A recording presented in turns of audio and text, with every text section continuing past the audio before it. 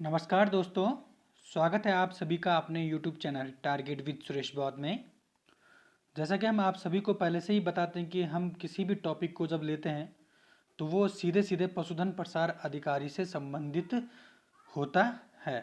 क्योंकि मैं तैयारी स्पेशली आप लोगों को इसी एग्ज़ाम के लिए live stock extension officer exam के लिए स्पेशली तैयारी करा रहा हूँ।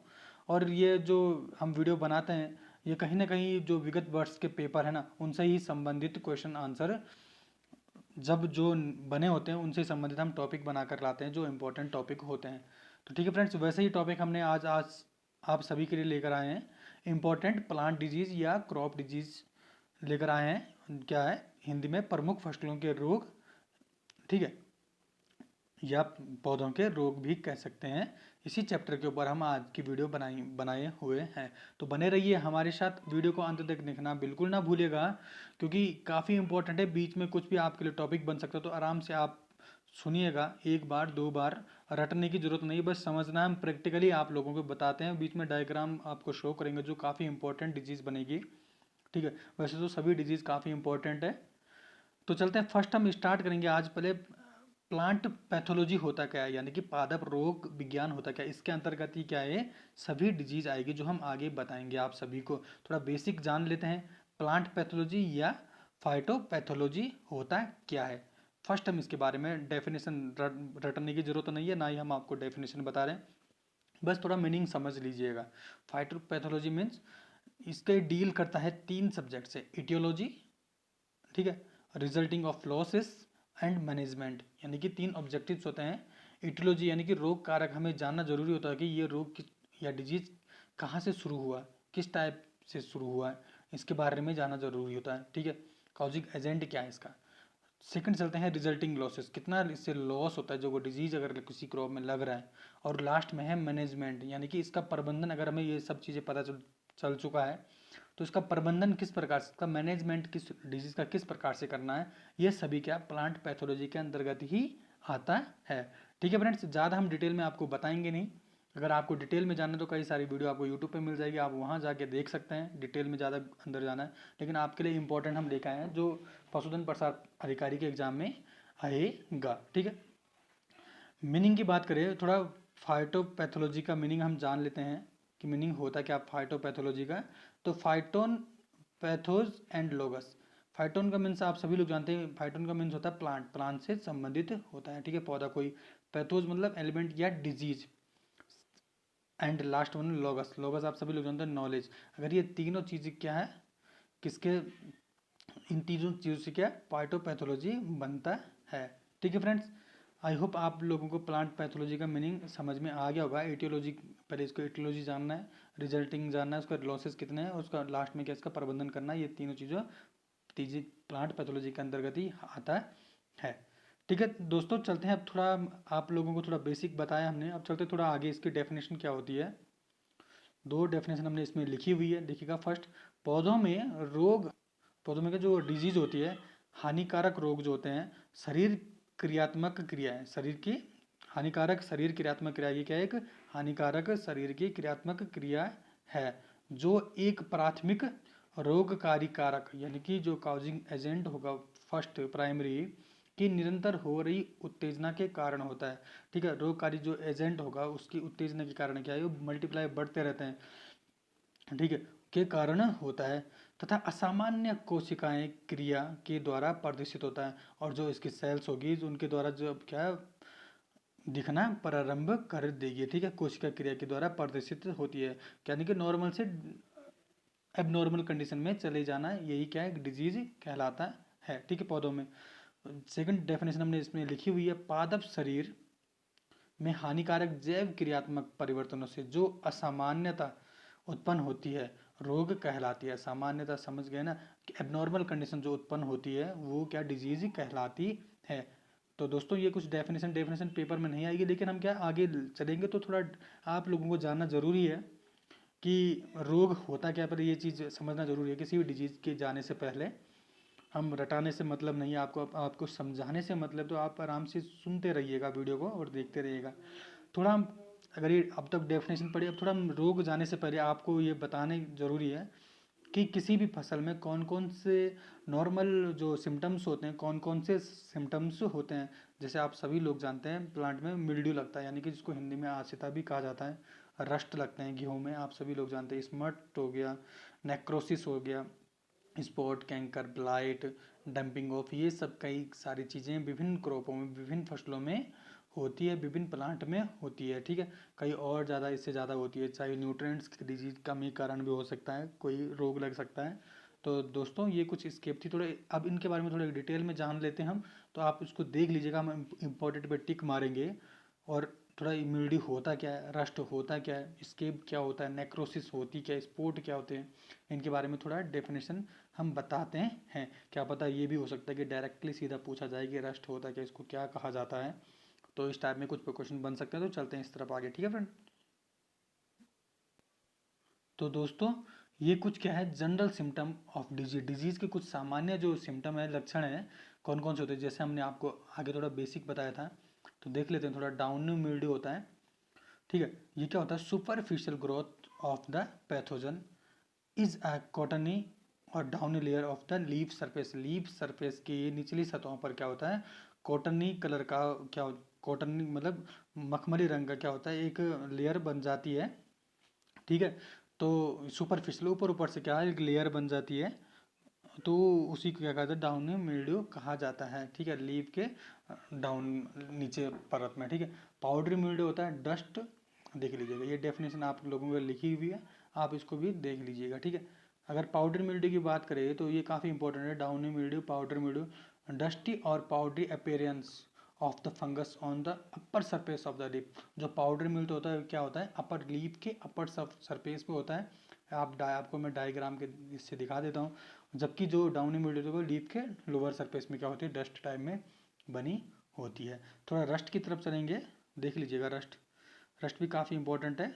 Rusty appearance and appear relatively small pustules of spores, यानी कि धब्बे बन जाते हैं।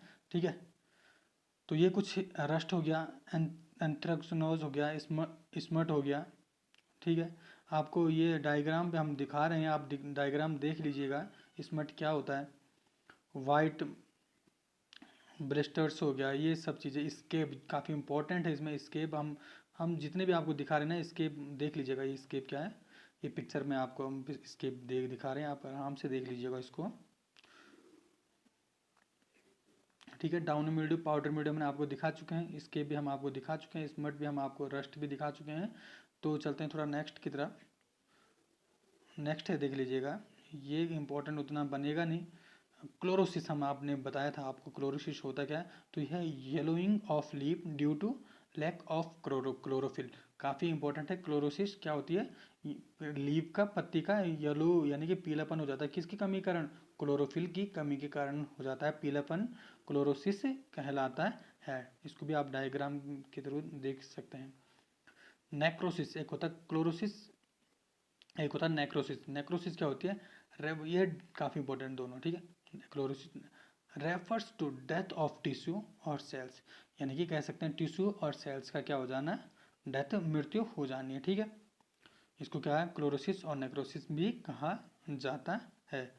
तो हम अगर विल्ट की बात करें, ड्राइंग और drooping of leaf due to loss of turgor, जो ट्रिगर प्रेशर होता है उसके कमी के कारण क्या हो जाती है, लीफ का डाउन ड्रॉपिंग यानी कि झुक जाना नीचे की ओर या सूख जाना, इसको ही विल्ट कहा जाता है। डंपिंग ऑफ की बात करें, dumping of stem affected the near of soil eight seedling stage.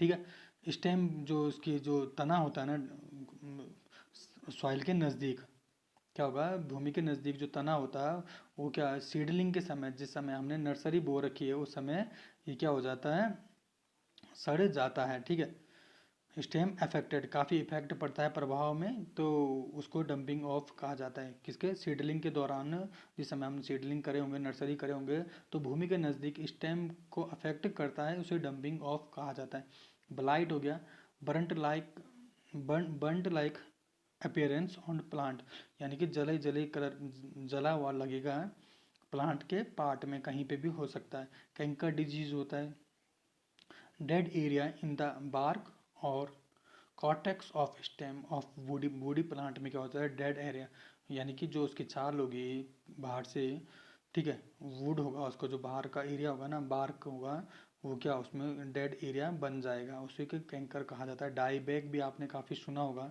Drawing of twigs and branches of the plant from the top backward, आप देख लीजिएगा इसमें, ये काफ़ी हमने आपको लिए इंपॉर्टेंट बनाई है, तो आप इनको देख सकते हैं। ठीक है फ्रेंड्स, तो चलते हैं आगे। ये आपके लिए हम कुछ बता दिए हैं, क्लोरोसिस क्या होती है, नेक्रोसिस क्या होती है, down mildew, powdery mildew, rust, scab, smut, ये सब चीज़ें हमने आपको बता दी। चलते हैं अब आगे क्लास की और। तो दोस्तों ये कुछ सामान्य लक्षण थे जो रोग लगते हैं पौधों में। तो अब इनके बारे में थोड़ा हम डिटेल में आगे जानते हैं, थोड़ा कुछ और फैक्ट जानते हैं। देखिएगा, फैक्ट अबाउट प्लांट पैथोलॉजी, क्या क्या फैक्ट है पैथोलॉजी में। तो देखिएगा, फर्स्ट है फादर ऑफ पैथोलॉजी किसे कहा जाता है, आप सभी लोग जानते हैं। तो father of pathology Anton de Bary को कहा जाता है।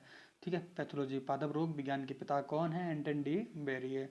फादर ऑफ इंडियन पैथोलॉजी, जो भारतीय जो पैथोलॉजिस्ट हैं उनके पिता कौन है, E.J. बटलर, यानी कि इंडियन पैथोलॉजी पादप रोग विज्ञान के पिता इंडिया में किसे कहा जाता है, E.J. बटलर को कहा जाता है। जबकि फादर ऑफ माइकोलॉजी किसे कहा जाता है, माइकेली, P.A. माइकेली को कहा जाता है फादर ऑफ माइकोलॉजी। ठीक है दोस्तों, ये काफ़ी हम बताएं ना, आपको डिटेल में बताते हैं, तो आप बने रहिए हमारे साथ टारगेट विद सुरेश बहुत में। तो अगर वीडियो आपको अच्छी लगती है तो ज़रूर लाइक करिएगा और वीडियो को अधिक से अधिक शेयर करिएगा। फ्री ऑफ कॉस्ट हम आपके लिए वीडियो बनाते हैं, तो आपको, चलो चलिएगा आगे चलते हैं। थियोफ्रेस्टस द्वारा एक बुक, दो बुक लिखी गई थी, उनके बुक का नाम क्या था, the nature of plants, and जो सेकंड थी और रीजन ऑफ वेजिटेबल्स। ठीक है, ये दो बुक उनके द्वारा लिखी गई थी थियोफ्रेस्टस द्वारा। तो इसीलिए क्या इसी वर्क पे, इन्हीं उन्हीं बुक, यानी कि जो उनको वर्क किया था, इसलिए उनको क्या कहा गया था, थियोफ्रेस्टस को क्या कहा था, फादर ऑफ बॉटनी भी कहा जाता है।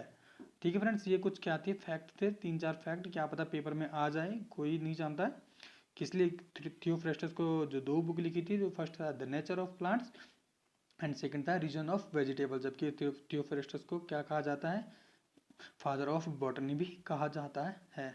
चलते हैं फ्रेंड्स, अब है इम्पोर्टेंट, विभिन्न फसलों के रोग, कौन कौन से डिजीज है, इनके बारे में चलते हैं, स्टार्ट करते हैं। फर्स्ट हम राइस की बात करेंगे। आप क्या कर सकते हैं, आपको अगर याद करना है तो इसको स्पेशली आप चार्ट बना लीजिएगा, चार्ट के थ्रू आप इसको बनाकर काफ़ी ढंग से याद कर सकते हैं। राइस की तरफ चले तो आज की क्लास ज़रूर आपको लंबी लगेगी, लेकिन हमने क्या करा हुआ है कि कोशिश की है कि कंप्लीट से जितने भी डिजीज़ हैं इंपॉर्टेंट फसलों के, उनको आज एक ही वीडियो में कंप्लीट करने की कोशिश की है। जो नेक्स्ट होगा उसको क्या करेंगे, नेक्स्ट में हम आपको बताएंगे कि किस प्रकार से हम इनके जितने भी ये समरी क्वेश्चन होंगे जो छूटे होंगे डिजीज, उनको क्या वन लाइनर के रूप में आपको बता देंगे। ठीक है फ्रेंड्स, तो लाइक ज़रूर करें वीडियो को और शेयर ज़रूर करें। चलते हैं राइस की तरफ। तो सबसे इम्पोर्टेंट इसमें ब्लास्ट रोग लगता है, और जो ब्लास्ट रोग लगता है जिसको झोंका रोग भी कहा जाता है, पायरिकुलेरिया ओराइजी भी कहा जाता है। ठीक है, ये क्या है, कहा जाता है मतलब ये इसका क्या है, काउजिंग एजेंट है। पायरिकुलेरिया ओराइजी इसके द्वारा क्या ब्लास्ट रोग होता है। इसको क्या कहा जाता है, रिच मैन्स डिजीज भी कहा जाता है। रिच मैन्स डिजीज किसे कहा जाता है, वो ब्लास्ट रोग को कहा जाता है। ये जबकि क्या है, ये क्या है, एयरबोर्न डिजीज है, याद कर लीजिएगा। ब्लास्ट रोग क्या है, हवा द्वारा होने वाली डिजीज है। ठीक है, पायरिकुलेरिया ओराइजी क्या इसका काउजिंग एजेंट है, और रिच मैन ऑफ डिजीज भी इसको कहा जाता है। हम काफ़ी 3-4 बुक पढ़ने के बाद आप लोगों के लिए एक नोट्स तैयार करके ले आए हैं, तो आप इसको ढंग से देख लीजिएगा। चलते हैं second, bacterial leaf blight, BLBB जिसको कहा जाता है, ये धान का ही एक रोग है। जेंथोमोनाज ओराइजी की क्या इसका काउजिंग एजेंट है, रोग कारक है जेंथोमोनाज ओराइजी। थर्ड चलते हैं खैरा डिजीज, काफ़ी इंपॉर्टेंट है, कई बार हम आपको बता चुके हैं, ना बता दिया होगा जितने हमने वीडियो बनाई, तो प्रत्येक वीडियो में 10% अप्रोक्स हमने खैरा डिजीज के बारे में बता दिया है। जिंक डेफिशिएंसी के कारण होता है, और पंतनगर में ये खोजी गई थी YL नैने के द्वारा। यूजली ये कहाँ लगती है, नर्सरी में लगती है। येलो पैचेस बन जाते हैं लीफ में। ठीक है, जिंक डेफिशिएंसी है खैरा डिजीज। चलते हैं नेक्स्ट, टुंग्रो डिजीज भी किसका, धान का ही है टुंग्रो डिजीज, यानी कि राइस टुंग्रो वायरस के कारण होता है। और जो इसका वेक्टर है, वेक्टर किसके द्वारा होता है? Green leaf hopper, green leaf hopper के द्वारा क्या ये फैलाया जाता है। राइस टुंगरो वायरस, टुंगरो डिजीज पेपर में नॉर्मल पूछा जाता है। खैरा डिजीज किससे संबंधित, किसकी कमी को होता है? टुंगरो डिजीज किस फसल में लगता है? तो लिख लीजिएगा राइस में लगता है। बैक्टीरियल बीएलबी किसके द्वारा होगा? जेंथोमोनाज और सीथ ब्लाइट यानी कि सीथ झुलसा जिसको कहा जाता है, ये देख लीजिएगा। राइजोटोनिया सोलेनी क्या इसका काउजिंग एजेंट है, इसके द्वारा ही फैलाया जाता है। तो ये कुछ राइस की इंपॉर्टेंट डिजीज थी दोस्तों, तो इसको बिल्कुल याद कर लीजिएगा। कुछ इंपॉर्टेंट फसल होती है, उनके बारे में पेपर में हमेशा कई बार घुमा फिरा के कहीं ना कहीं क्वेश्चन पूछ लिया जाता है। ठीक है दोस्तों, चलते हैं नेक्स्ट फसल की तरफ। नेक्स्ट जो क्रॉप है वो है वीट। आपको क्या करना है, बिल्कुल चार्ट बना लीजिएगा राइस बीट करके, बढ़िया चार्ट से आप हमें हमारी मेल आईडी में सेंड कर सकते हैं। देखते हैं आप हमारी जो वीडियो देखते हैं आप किस प्रकार से तैयारी कर रहे हैं। तो हमारी मेल आईडी है sureshbodh@gmail.com। आपको हमने लिंक आपको दे चुके हैं और साथ ही साथ डिस्क्रिप्शन बॉक्स में भी हमने आपको मेल कर दिया। और साथ ही साथ जो हमारा फेसबुक पेज है टारगेट विद सुरेश बौद्ध, इसी नाम से जिस नाम से हमारा यूट्यूब चैनल है, तो आप जाके वहाँ मैसेज कर सकते हैं मैसेंजर में। और आप अपने नोट्स ज़रूर बताइए कि आपने किस प्रकार से ये चार्ट बनाया है, तभी जाके हम आपके लिए क्या आगे वीडियो कंटिन्यू इस प्रकार से आपके लिए मेहनत करते रहेंगे। आपने चार्ट बनाना है और हमें क्या करना, मेल के थ्रू ये मेल कर दीजिएगा या मैसेंजर के थ्रू मैसेज कर दीजिएगा। ठीक है, ये आपके लिए क्या इंपॉर्टेंट नोटिफिकेशन भी समझ सकते हैं, हमारी ओर से एक होमवर्क भी कह सकते हैं। ठीक है, तो आप इस चीज़ को ज़रूर ध्यान रख लीजिएगा, चार्ट बना के मुझे मेल ज़रूर कर लीजिएगा। कर्नैल बंट की तरफ चले। गेहूं का फर्स्ट हम बात करते हैं। गेहूं में काफ़ी इंपॉर्टेंट है रस्ट यानी कि गेरोइया किट। हम डायग्राम आपको दिखाते हैं ये किस प्रकार से होते हैं, रस्ट किस प्रकार से होते हैं, देख लीजिएगा। ब्राउन और लीफ रस्ट, इसको भी कहा जाता है भूरा किट। ठीक है, पक्सिनिया रिकॉन्डिटा याद कर लीजिएगा, Puccinia recondita tritici brown rust. Yellow rust की बात करें पक्सिनिया स्ट्राइफॉर्मिस, जबकि ब्लैक रस्ट की बात करें पक्सिनिया ग्रेमिनी टिटिसाई। ये तीनों इसके क्या है, इसके ये याद कर लीजिएगा आप काउजिंग एजेंट को। ठीक है, black rust Puccinia graminis tritici, yellow rust Puccinia striiformis, और जबकि ब्राउन रस्ट की बात करें तो पक्सिनिया रिकॉन्डिटा टिटिसाई। ये काफ़ी इंपॉर्टेंट रस्ट, ये तीन चीज़ आप बिल्कुल याद कर लीजिएगा। ठीक है, इसके मैनेजमेंट के लिए क्या करते हैं, ये हमने लिखा हुआ है थोड़ा, मैनेजमेंट को क्या कर देते हैं, अगर इसका प्रबंधन करना है इन रस्ट का, तो अवॉइड लेट सोइंग।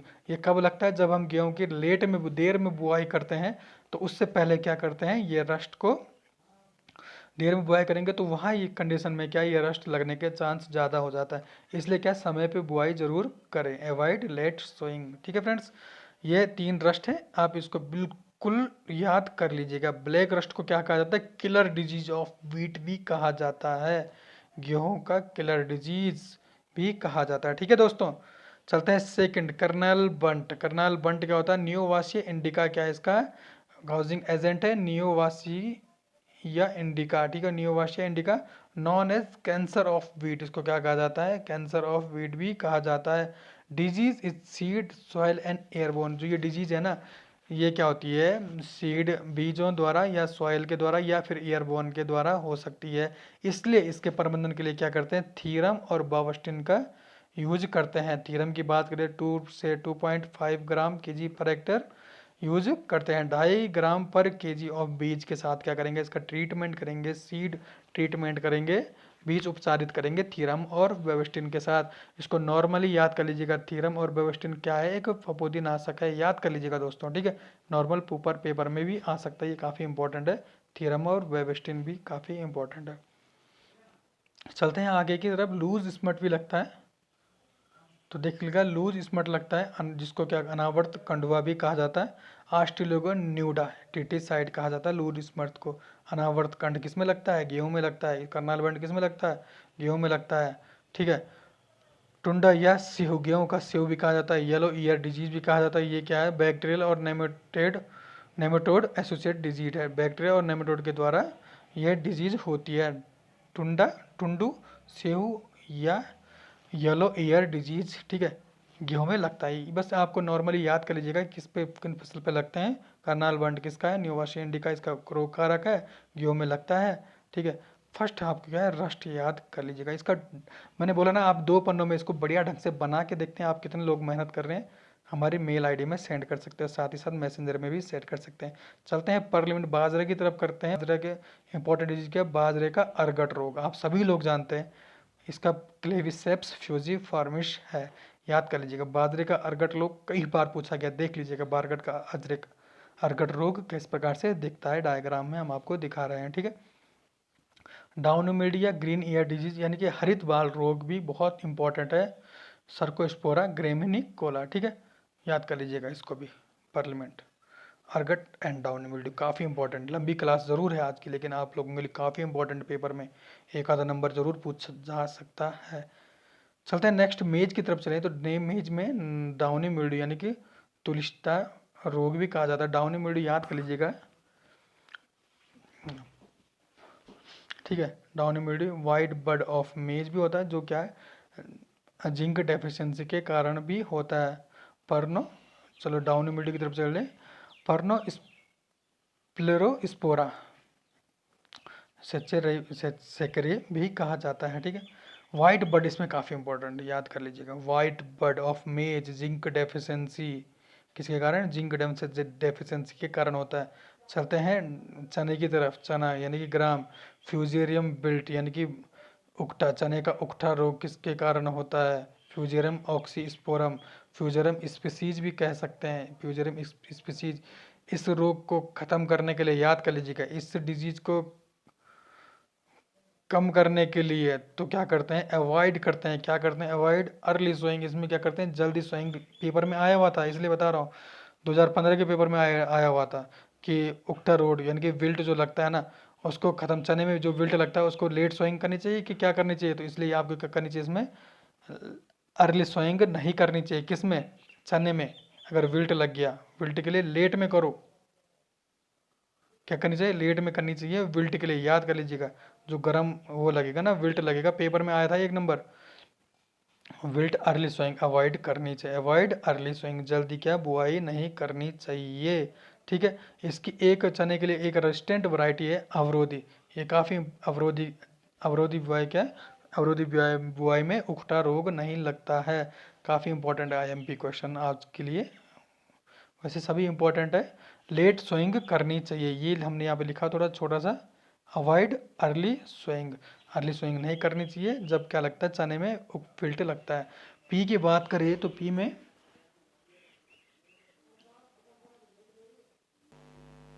तो दोस्तों आई होप आपको इतना समझ में आ रहा होगा जितना हम आपको पढ़ा रहे हैं। तो आप आराम से समझते जाइएगा और आपको पता भी नहीं चलेगा टाइम कब कंप्लीट हुआ।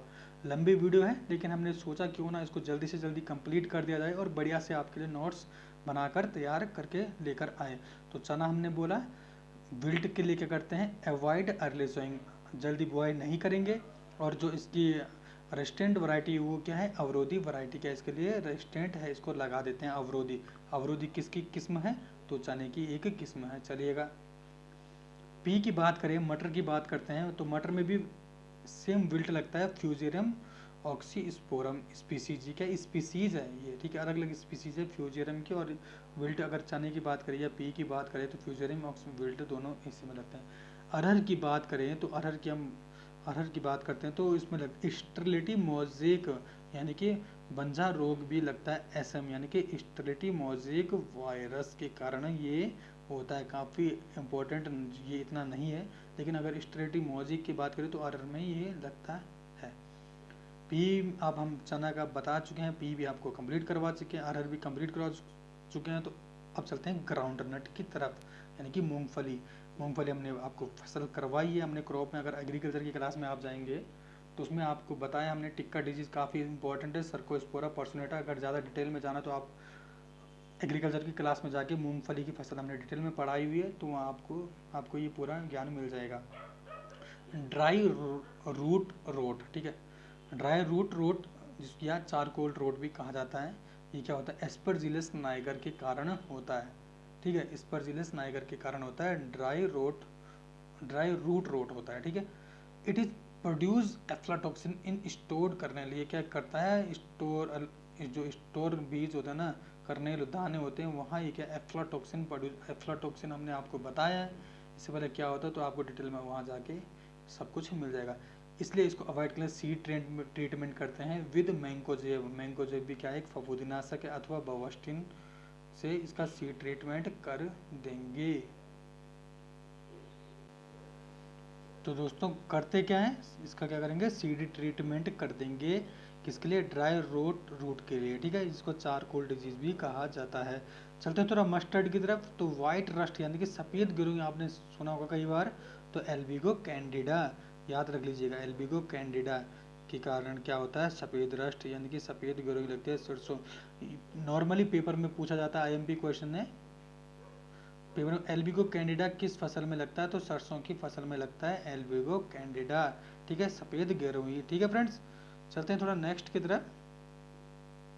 शुगर कैन की बात करें तो रेड रूट किस में लगता है, रेड रूट लगता है, रेड लोक और लाल सड़न, जिसको कोलेटोट्राइकम फाल्केटम यानी कि शुगर कैन में लगता है। इसको देख लीजिएगा डायग्राम में किस प्रकार से दिख रहा है आपको रेड रूट, काफ़ी आपको बढ़िया दिख जाएगा और समझ में भी आ जाएगा। हम प्रैक्टिकली आपको बताते हैं जितना हो सके, कोशिश करते हैं कि प्रैक्टिकली आपको समझ में आ जाएगा। और सेकंड लगता है RSD यानी कि ratoon stunt disease of sugarcane, ये भी RSD शुगर कैन का ही क्या है, एक डिजीज है। पोटैटो की बात करें, इंपॉर्टेंट क्या है, पोटैटो यानी कि आलू, लेट ब्लाइट यानी कि पिछेती झुलसा और अर्ली झुलसा, काफ़ी इंपॉर्टेंट है। पछेती और अगेती देख लीजिएगा डायग्राम में, जो पछेती झुलसा होता है ये होता है फाइटोपथेरा इन्फेस्टेंस, ठीक है, फाइटोपथेरा इन्फेस्टेंस के कारण होता है पछेती यानी कि लेट ब्लाइट, और अर्ली ब्लाइट जो होता है अल्टरनेरिया सोलेनेई। आप इसको याद कर लीजिए, काफ़ी इंपॉर्टेंट है, हम जितना इंपॉर्टेंट आपको बता रहे हैं सभी इंपॉर्टेंट है, उनमें से भी ये कुछ ज़्यादा इंपॉर्टेंट है, पेपर में आ जाएगा। ब्लैक हार्ट डिजीज़ भी होता है, ठीक है, ये होता है due to oxygen, due to oxygen की कमी कारण ब्लैक हार्ट भी डिजीज आलू में ही लगता है। कॉटन की बात करें तो बैक्टीरियल ब्लाइट यानी कि ब्लैक आर्म भी कहा जाता है, जेंथोमोनास कंपेस्ट्रिस के कारण होता है बैक्टीरियल ब्लाइट, ठीक है, कॉटन में। टोमेटो की बात करें तो ब्लूसम एंड रूट यानी कि कैल्शियम डिफिशिएंसी के कारण होता है, जबकि फ्रूट क्रैकिंग आप सभी लोग जानते हैं, बोरोन की कमी के कारण फ्रूट क्रैकिंग होता है, चाहे टोमेटो की बात करें चाहे किसी फसल में, तो बोरोन की कमी के ही कारण होता है। लीफ कर्ल यानी कि पर्णकुंचन जिसको हिंदी में कहा जाता है, ये वायरस के कारण होता है, और जो ट्रांसमिटेड होता है पर्णकुंचन वो व्हाइट फ्लाई के द्वारा ही होता है, सफ़ेद मक्खी के द्वारा, ठीक है, लीफ कर्ल डिजीज ट्रांसमिटेड होता है सफ़ेद मक्खी के द्वारा। तो दोस्तों ये टमाटो को कुछ इंपॉर्टेंट थी। अब हम ये कुछ रोग विभिन्न फसलों के इंपॉर्टेंट हम आपको बता दिए, तो आपको क्या करना है, एक चार्ट बनाना है, और चार्ट बनाकर इसका हमें क्या करना है, मेल करना है sureshbauth@gmail.com पर, या आप हमें क्या कर सकते हैं, फेसबुक, हम इसी नाम से हमारा फेसबुक पेज है टारगेट विद सुरेश बौद्ध में, वहाँ मैसेंजर कर सकते हैं, और वहाँ जाके हमें क्या कर सकते हैं, अपने फ़ोटो जो आपने बनाए हुए हैं, इसके चार्ट जो बनाए हैं डिजीज़ के, आप हमें वहाँ सेंड कर सकते हैं। देखेंगे कि आप लोग कितनी तैयारी कर रहे हैं, ये तो नहीं कि हम फालतू अपना सरबात कर रहे हैं आप लोगों के साथ। चलिएगा चलते हैं, कुछ अन्य महत्वपूर्ण डिजीज़ है जो ब्राउनिंग ऑफ कॉलीफ्लावर, आप सभी लोग जानते हैं बोरॉन डेफिशिएंसी के कारण होता है, वीपटेल ऑफ कॉलीफ्लावर मॉलिब्डेनम की कमी के कारण होता है, जबकि बंची टॉप किसके कारण होता है, एक वायरस डिजीज़ है बंची टॉप, या फिर इसको माल फॉर्मेशन भी कहा जाता है, मैंगो में एक वायरस के कारण होता है, ठीक है। ब्लैक टिप भी होती है जिसको कोयली रोग भी कहा जाता है, ईंट के भट्टों से निकले धुएं के कारण होता है ब्लैक टिप, ये भी एक मैंगो का ही। और